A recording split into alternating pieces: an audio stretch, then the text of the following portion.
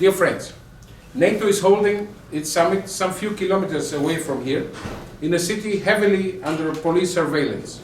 The member states, but also dozens of invited countries, along with the officials of the European Union, European Commission, European Council, foreign and security policy responsibles, will ratify the previous crimes committed and will plan new steps in the aggressive policies in many parts of the world, foremost in Eastern Europe, in the Middle East, and in the broader area of the Mediterranean Sea, with the pretext, in this case, to face the flow of refugees, supposedly, and of migrants, but actually, again, in order to secure spheres of influence and access to energy resources and pipelines.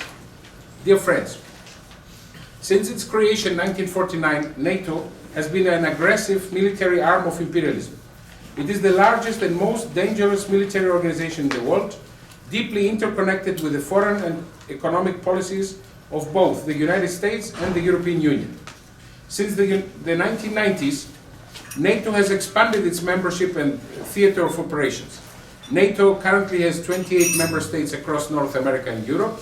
Another 22 countries are engaged in the Euro-Atlantic Partnership Council. And the further 19 countries are partnered with NATO through programs such as the so-called Partnership for Peace, the Mediterranean Dialogue, the Istanbul Cooperation Initiative, or the Partners Across the Globe Initiative. This expansion alone reveals NATO's fundamental purpose, to be a key tool of imperialist domination of the globe. NATO was never defensive, never protecting peace and human rights, never promoting peace and stability. It was always the opposite. Amongst the broader peace movements, some illusions had appeared in 1999 during the aggression of NATO against the peoples of Yugoslavia, a strange kind of neutrality, which was actually apologetic towards the crimes of NATO because of supposed ethnic cleansing by the then President Milosevic.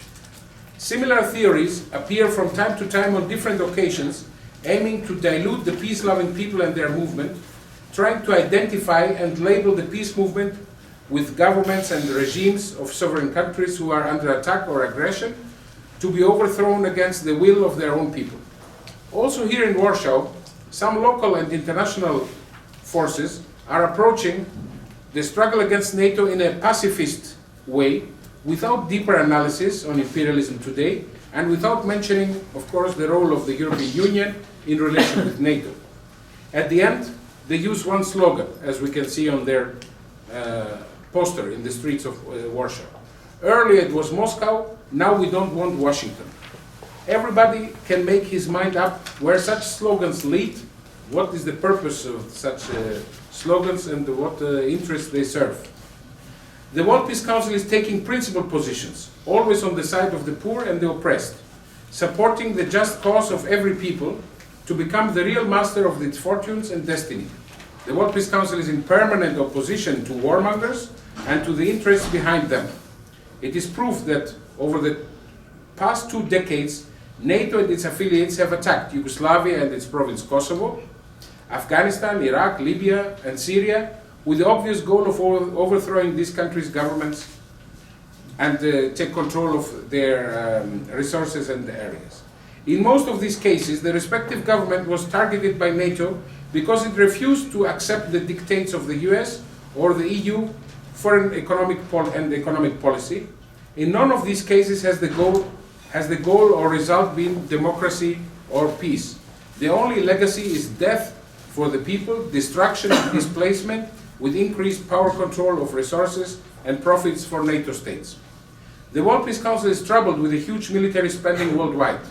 In 2015, according to a report published in April by the Stockholm International Peace Research Institute, SIPRI, 2.3% of the world's GDP was spent on the military sector, indicating a return to the trend of growth in this percentage, which had been suspended earlier. In other words, in 2015, last year, the world spent 1.7 trillion US dollars for military spending. The United States, which is always at first, spent 595, almost $600 billion of it, more than the double of the second biggest expenditure, which is China, with $215 billion.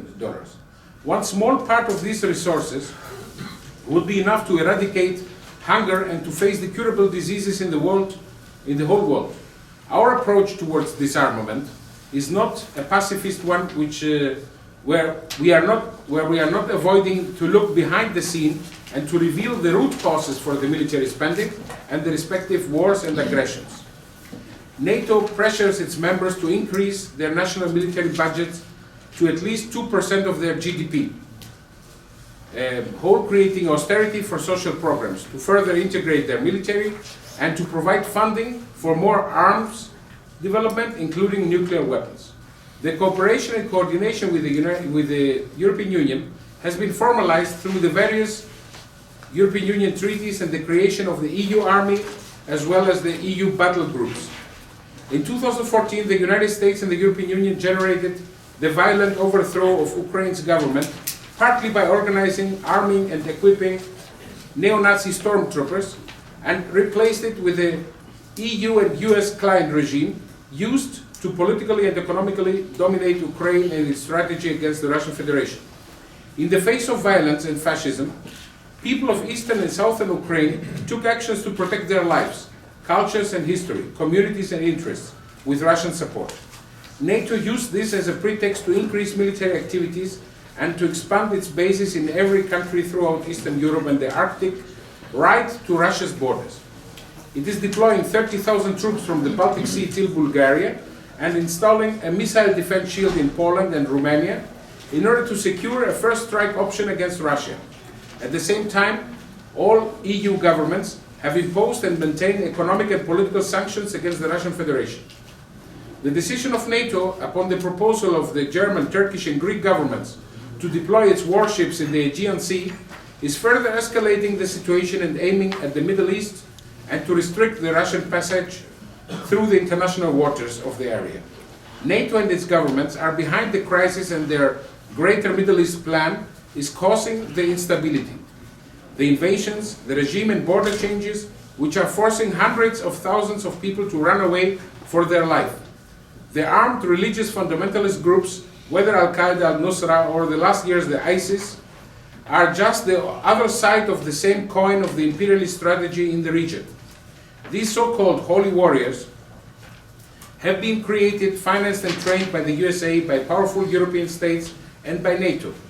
We recall the actions of the French President François Hollande immediately after he assumed office to recognize then the Free Syrian Army, the so-called Free Syrian Army, and the so-called exile government of Syria as legitimate representative of the Syrian people. And this was back in 2011, 5 years ago. In the Middle East, we are witnessing a close cooperation between NATO, the European Union, the Gulf monarchies and Turkey for the destabilization of the region to the detriment of the Syrian and the Iraqi people. The Russian military involvement, upon the invitation of Syrian government, is at the same time safeguarding the interests of capitalist Russia in the area. Dear friends, the World Peace Council is culminating these days its campaign Yes to Peace, No to NATO, that has produced and supported large conferences, mass popular demonstrations, and sustained campaigns in many countries. We have in several countries and in many cities inside these countries, massive demonstrations. They have started yesterday in Athens and Thessaloniki, in my country, in Greece. They are continuing in smaller cities like Larissa and Chania today. There are big demonstrations right now, I think in a few hours, starting in Lisbon and Coimbra, and tomorrow in Porto. Is it correct? Okay. And also other demonstrations and protests are taking place on Saturday in Berlin, in the Gendarmenmarkt, a very central square. They took place already in Czech Republic. They are planning in New York. Just now the friends from the US came in New York. A huge demonstration and protest against NATO on 9th of July, and so on and so on.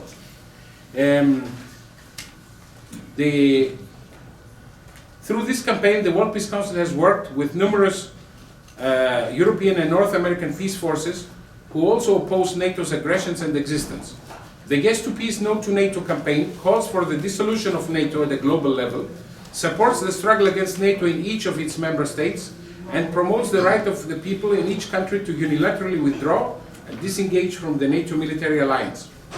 The global peace movement and the World Peace Council in particular are struggling all the year against the plans of the United States, of NATO and the EU, whether in the Middle East, where for the last years the imperialist plan of a greater Middle East is unfolding, or in Eastern Europe, where the imperialists are deploying a huge number of troops, or in Asia Pacific, where the US are shifting 60% of their military power, or likewise, we fight against the increasing aggressiveness of imperialism in Latin America, where the United States in particular have relaunched their fourth naval fleet, or in Africa, where the military interventions are intensifying with the pretext of combating terrorism.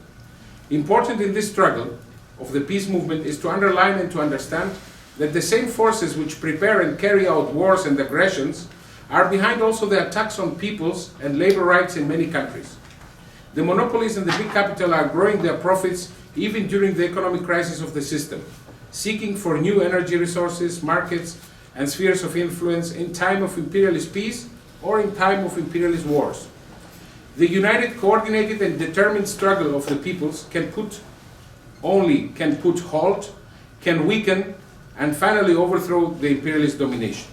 From Warsaw, we send out a message to the peace-loving people and forces in the world not to give up, to keep on protesting and denouncing NATO's plans and actions, and to rally and unite our voices and forces with the World Peace Council, which has never compromised its principles and its commitment to the just causes of the peoples. And on this occasion, dear friends, we would like to remind you and invite you all to attend the World Peace Council Assembly and World Peace Council Conference, which will be held in November from 17th to 20th of November in the Brazilian city of São Luís, under the slogan, "Strengthen the solidarity of the peoples in their struggle for peace against imperialism." Thank you very much.